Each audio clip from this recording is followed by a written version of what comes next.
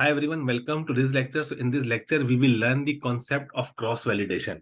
So cross-validation is a resampling procedure used to evaluate machine learning models on a limited data sample. So the procedure has a single parameter called K that refers to the number of groups that a given data sample is to be split into and hence called K-fold cross-validation. So special cases are K is equals to 5 and K is equals to 10. So basically, cross-validation is a data split technique. So we split our data into a training and testing using cross-validation. We have already seen in the previous projects that we have splitted our data into training and testing using a percentage. So we use 80% data for training and 20% data for testing. So that was also a trick of splitting a data into a training and testing component. The another procedure is to use a cross-validation. So in cross-validation, we usually use 5 cross-validation and 10 cross-validation. So in 5 cross-validation, we split the data into 5 components, and in 10-fold validation, we split the data into 10 components. Let's understand this cross-validation with the help of 5-fold validation. So this is the example of 5-fold validation. So we can see that this is my whole data, and I have divided this data into a 5 components. Since I have divided this data into a 5 components, therefore I will perform 5 evaluation on this data set.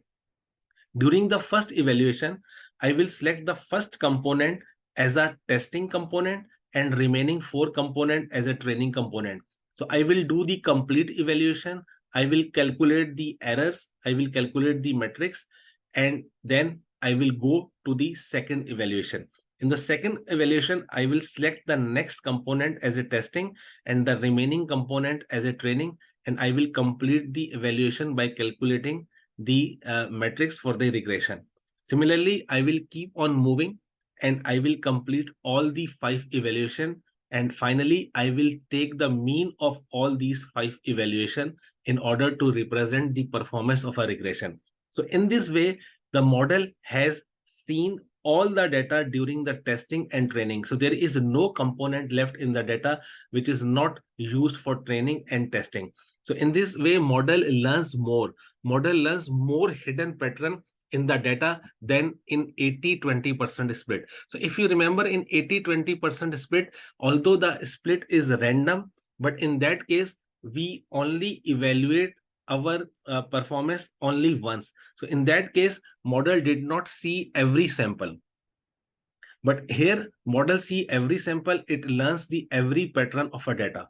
Now, what will happen if some another data set is coming? If somebody gives you another data set and you have trained your model on a cross-validation technique, and since your model has learned every component or every hidden pattern which is present in the data, it will perform well on every kind of unseen data.